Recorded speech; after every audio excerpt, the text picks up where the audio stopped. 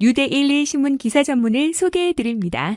제목, 중국과 안전부, 학생도 정보원으로 활용, 미 CIA 경고. 차이나 게이트, 커지는 의혹. 글로벌 시큐리티, 존 팔그 소장, 학생도 잠재적 정보 요원, 중국 대사관이 유학생 감독한다. 정경웅 기자. 입력 2020년 3월 2일 오후 16시 10분. 중국 판드루킹, 국내 활동 현장 포착, 뉴데일리 단독 보도. 지난해 11월 전남대에서는 중국인 유학생이 홍콩 시위 지지를 밝힌 대자보와 플래카드를 훼손하는 일이 벌어졌다.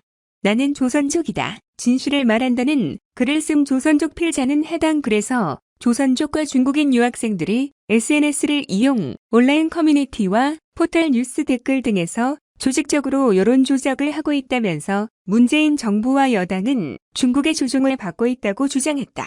이 글의 필자가 중국 정부의 조종을 받는 존재로 지적한 중국인 유학생들은 중국에서는 특별한 신분을 가진 사람들이다. 중국에서 해외 유학을 가려면 정부와 공산당의 허가를 받아야 하기 때문이다. 중국 당국으로부터 유학 허가를 받는 학생들은 대부분 공산당 간부자녀 또는 청년 공산당원들이다. 중국에서는 사상적으로 잘 무장돼 있다는 평가를 받지 못하면 유학 허가를 얻을 수 없다. 7만에 이르는 중국인 유학생, 대부분 공산당원. 중국인 유학생들이 지난해 10월부터 전국 각 대학에서 랜원 벽을 훼손한 것도 일종의 사상투쟁 측면에서 살펴볼 수 있다. 중국인 유학생들은 공산당의 의지에 따라 순식간에 폭도로 변할 수 있기 때문이다. 2008년 실제 사례가 있었다. 2008년 4월 27일 당시 서울에서 베이징 올림픽 성화 봉송식이 열렸다. 그러자 중국인 유학생들이 전국 각지에서 올림픽 공원과 광화문 등으로 몰려와 하루 종일 폭동을 일으켰다. 이들은 시위 행렬 주변을 지나던 한국인과 외국인을 집단 폭행하고 길거리의 기물을 파손하는 등 행패를 부렸다. 당시 우리 국민들은 중국인 학생들이 폭동을 일으킨 이유도 알지 못하고 어리둥절했다. 경찰도 이들을 지켜만 봤다. 현장 지휘관은 기자에게 외교적 분쟁 가능성 때문에 상부의 지시가 있기 전까지는 그대로 있는다고 말했다. 폭동에 참가한 중국인 유학생들에게 이 많은 오성홍기와 금속 기대는 어디서 구했는지, 전세버스가 수백 대인데 학생들이 돈을 모아서 빌렸는지, 한꺼번에 4만 명이 모이기 어려울 텐데 어떻게 시위를 조직했는지 등을 물었다. 그러자 중국인 유학생 여러 명이 답했다. 복수의 학생은 오성홍기와 금속 기대는 중국 본토에서 비행기로 공수해줬다. 전세버스는 400대가 제한되게 빌렸는데 주한 중국 대사관 등에서 지원한 것으로 안다. 주한 중국 대사관에는 한국 내 유학생을 관리하는 별도 조직이 있어 이렇게 동원할 수 있다고 대답했다. 2008년 4월 27일 벌어진 중국인 유학생 폭동 당시 모습.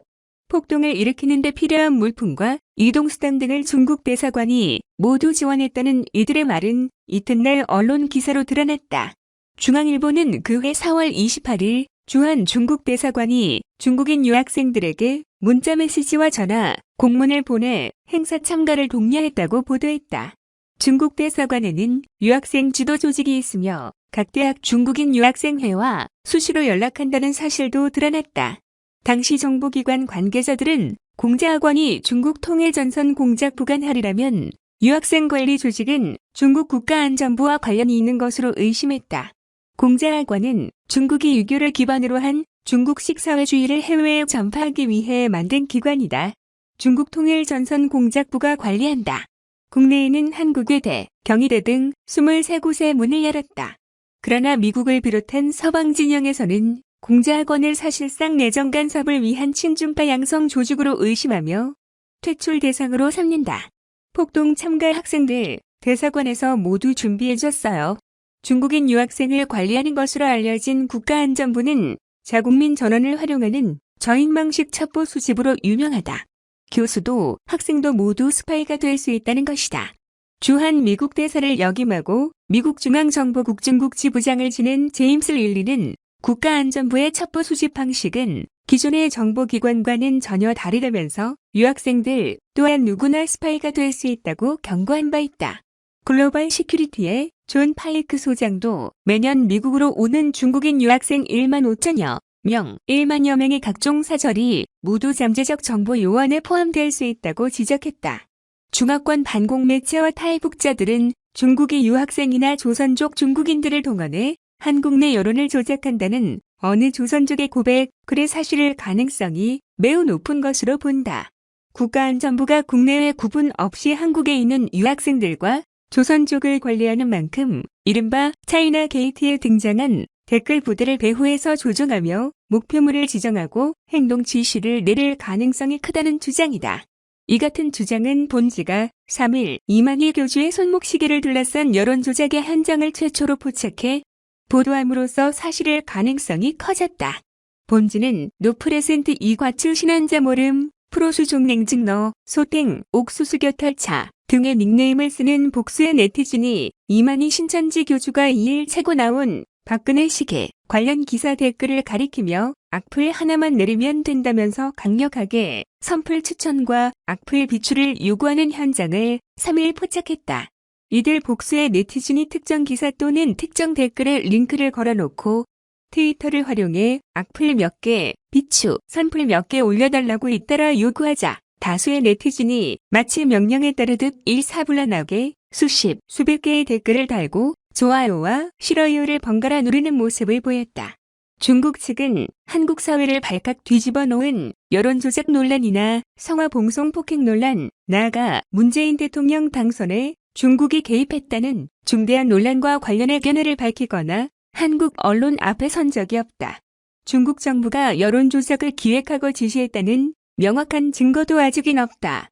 다만 중국인 유학생들의 폭동이 일어난 뒤부터 국내 온라인 생태계에서 현실 정서와 동떨어진 여론이 자주 조성됐다는 점만은 명확한 사실이다.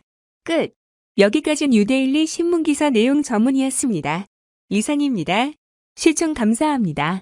누산따라 TV였습니다.